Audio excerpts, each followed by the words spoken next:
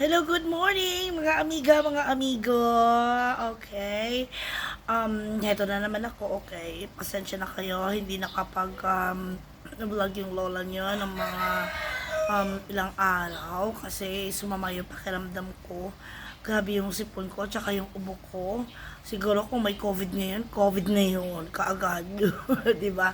Pero sa awa ng Diyos, ayun, nagpa-check up din ako sa doctor namin dun sa trabaho. Kaya, heto, medyo magaling-galing na. Tsaka, isa pa, yung lola niya kasi naninigarilyo kaya ganon. So, ang sabi ng doktor, medyo bawas-bawasan daw ng konti yung sigarilyo. Okay. Hindi naman talaga maaalis sa amin yon yung kaming mga nagtatrabaho sa call center kasi, syempre, minsan, nakaka-encounter ka ng mga tatawag nilang irate tsaka mga medyo current na customer kaya ganun ang nangyayari. So ang ano doon tawag dito medyo ano na lang, medyo bawas-bawasan at medyo ano na lang hindi na yung masyadong ano na, diba? Hindi yung masyadong tawag dito kagaya ng dati yung bang during lunch time nakakadalawang stick bago bumalik dun sa station mo. So ngayon ang mangyayari pagkatapos na ng kumain tsaka ano na lang pagka during break time tsaka lunch time na lang parang ganun na. So mag-ano na tayo, makakatipid na tayo nito. makakatipid na makakatipid na tayo nito kasi medyo ano na mababawasan na yung smoking habits natin, 'di ba? O kamusta naman kayo dyan? At yung mga OFW natin, ng mga ka-sisters, mga ka-amigas, amigos. Okay? Sana naman nasa maayos pa rin kayo dyan, no? At dasal lang lagi, okay? Ingatan ang pangangatawan nang tayo ay nagiging ang daming ng bagong new nang tayo ay makapagpatuloy sa ating mga ginagawa araw-araw. Diba?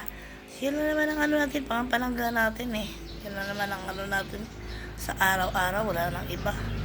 Pagka ganun. Kasi, pag hindi natin hindi natin ginawa yun, wala tayong kumbaga, napapalaya tayo sa Diyos. Kumbaga, parang ganun. Tsaka, tawag dito, kaya ako lagi kong suot dito. Tsaka si Padre Pio. Diba? Tsaka, yun nga pala, awa ng Diyos. Ayos-ayos na makapasok na mamaya at may training na naman ako. May iba na naman yung team leader ko. Tsaka may iba na naman yung OM ko. Okay, at siya nga pala, pasensya na kayo sa lola nyo talagang nasa bahay lang. Pag nasa bahay kasi ako, gusto ko yung mga damit ko, yung parang parang simple lang, yung hindi mainit, hindi parang presko, para presko, di ba? Para sa pakiramdam. Tsaka yun nga pala yung ko, yung mga bulaklak ko. Yung tinanim ko ng isang araw. Ayun na yung iba hindi pa namulaklak. Pero yung doon may bulaklak na. Ayun. Yun. May bulaklak na. Tsaka ito yun, may bulaklak na. Saan nga ba yun? Pati kayo nakayuko. Ito yun. Yan, may bulaklak na. Yan, may bulaklak na. Ito rin. Yan, may bulaklak na. Awa ng Diyos. Ayan yung isa sa kabila. Yan. Dami din yan. Yan palang ang mga tanim-tanim ko rito sa loob ng bahay. Din yan. Dadami din ng mga yan. Saka ito yung labahan ko. Naglaba ako kasi wala akong maisusuot sa pagpasok. Ayun. Medyo ano na. Ayan, kumain na rin yung mga pusa ko. Ayun na. Nakakain na. Ayan, nagsitulugan na. Ayun na, mga tulog, mga ano na. Ano saan kaya? Kaya yung mga yun. Say! Say! Baka gumala ng ipot. Naiipot. Nagpupo. Baka umihirin. O siya. Susunod, ano naman tayo. Pasensya na kayo, hindi lahat ng kilos ko rito ay nakakapag-vlog ako. Kasi alam niyo naman, pagkadating ng lola niyo, minsan puyat na. Kaya tulog na. Pero hayaan nyo at sisikapin ko na kahit papano ay ako'y makapag-vlog sa inyo. At alam nyo kung ano nangyayari sa akin. Kaya na naman ang gusto ko eh. Kasi wala naman ibang wala naman ako ibang mapag-sharean dito kung ano nangyayari sa akin. Dahil solo nga ako rito. Nag-iisa na nga lang ako sa buhay. Kaya hayon, yan ang mangyayari. Sa inyo ko na lang yung pa-isi-share. Diba? At least kahit papano meron kayong maiko-comment sa akin, meron kayong masasabi kung ano ba ang mali, ano ba ang dapat gawin, di ba? Kasi ako, open ako sa mga taong nagsasabi sa akin kung ano yung mali ko, yung ano yung dapat kong gawin. Dahil baka nga naman sa ikabubuti ko yun, di ba? So, kaya mag-comment kayo kung ano maiko-comment niya sa akin. Kung ano naman ang ayaw nyo, sabihin nyo rin at nang maayos natin. Diba? Kasi syempre, nag-uumpisa pa lang ako. Magdadalawang buwan pa lang. So, willing ako. Open ako sa lahat. Komento, pagtutuwid, pagkokorek, ganon. Open ako doon. Kasi kahit ngayon nga, pinag-aaralan ko pa rin kung paano ako pa sa uploads ko, paano yung mga thumbnails ko, yung mga ano ko, kasi wala akong masyadong time kung paano ko mag-edit ng maayos. Kasi cellphone lang kasi yung ginagamit ko pansamantala, kasi yun ang kaya natin eh. Yun lang muna yung natin, yun lang muna magiging buhay natin. Ang maganda dyan, at least nakakapag-upload tayo, nalalaman nyo kung anong nangyayari sa akin, kung ano na ang buhay-buhay ko, ano yung mga naging bago, ano yung nagawa, ano yung nagawa ko para sa akin, parang ganon.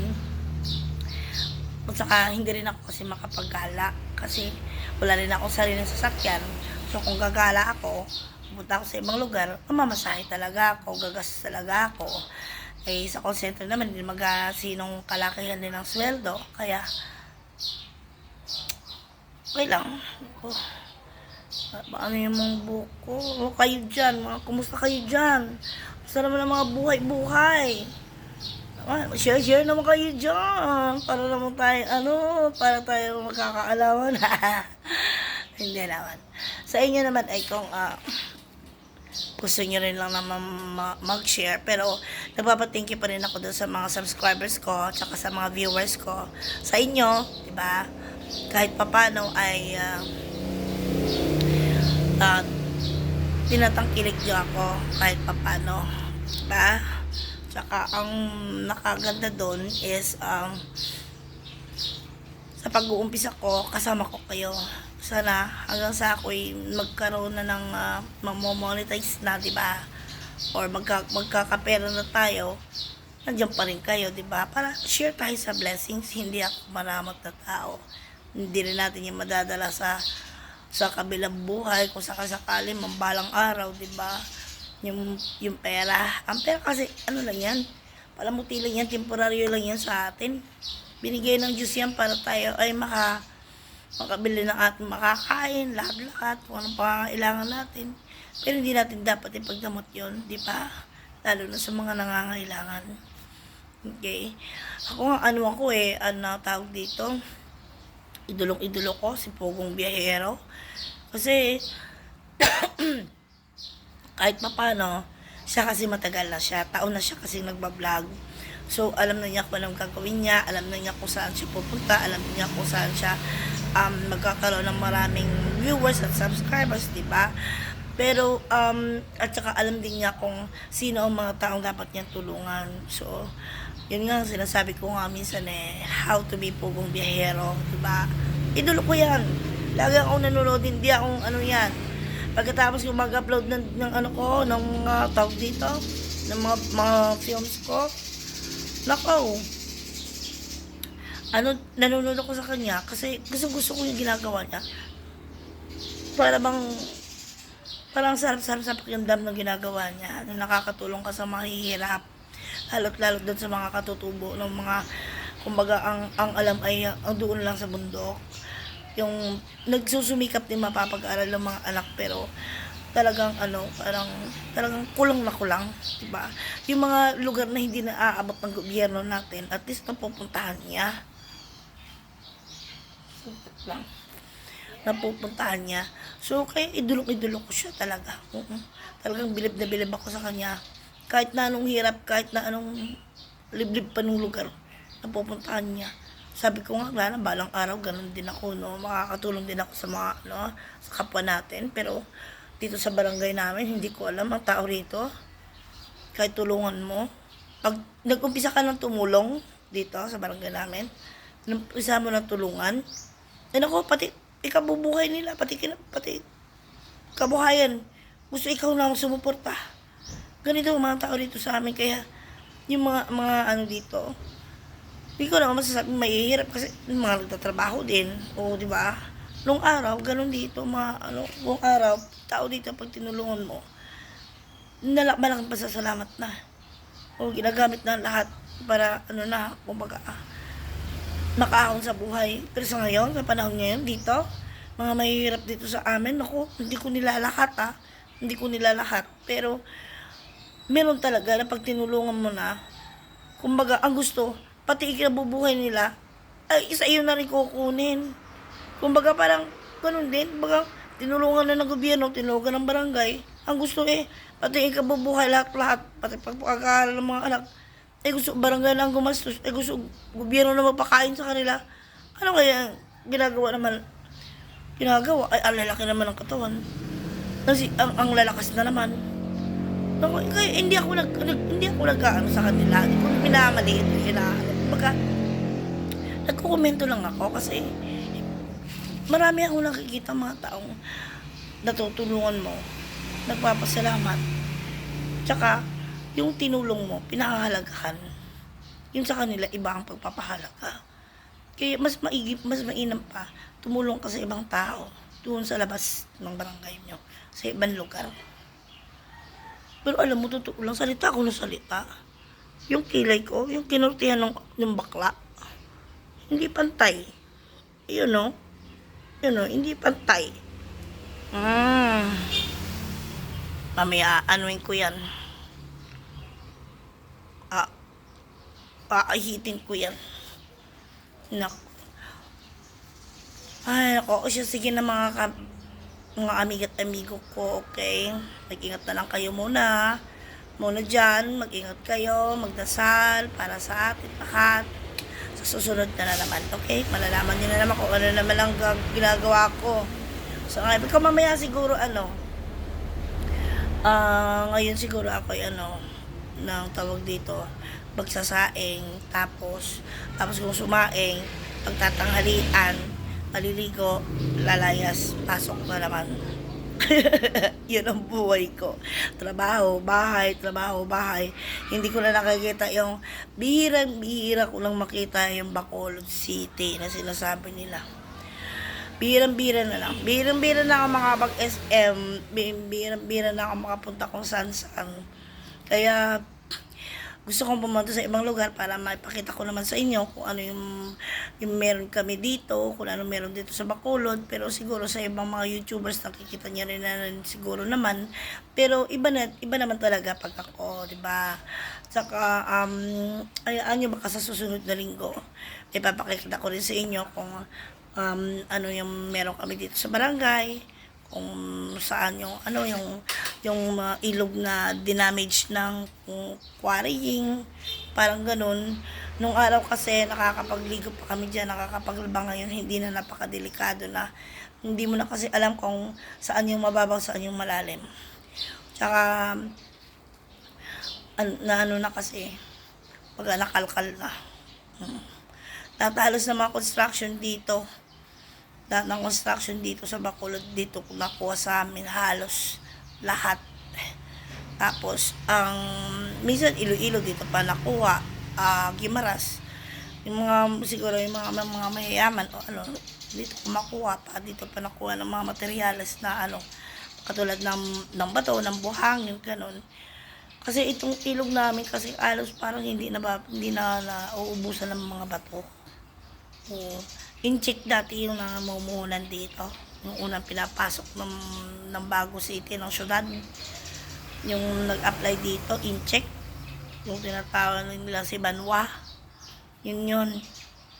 Yung una ditong muhunan. Ngayon, ano na, medyo malimit na lang kasi ngayon dyan. Ano na ang tawag dito. Nagkasakit na yung matanda. So, bata na, yung anak na lang ang yung anak na lang ang nagmamaneho, kaya minsan bihira na mag-operate ngayon. Pero yung kabila, may ano kasi dito, 3 ang quarry dito sa amin. Yung dalawa magkatabi, yung isa nakahiwalay doon banda, papunta sa may Maaw. Doon yun. O siya, sige. Sa susunod na naman, magkita-kita na naman tayo. Okay, mamaya lang siguro baka makapag-vlog din ako or ano, titingnan ko kasi mukhang may pinagbago daw yung ano may pinagbago daw yung itsura ng trabaho sa labas yung building namin, parang mga piniturahan siguro, yung parang ganon. So magpipicture, mag-ano tayo doon, magbibideo tayo doon, titingnan natin kung gano'ng kaganda yon, kung bagay ba sa atin doon o hindi. O siya, sige, mag-ingat kayo dyan ha, at ako'y ano na, magsasaing pa ako. Sige. Bye-bye.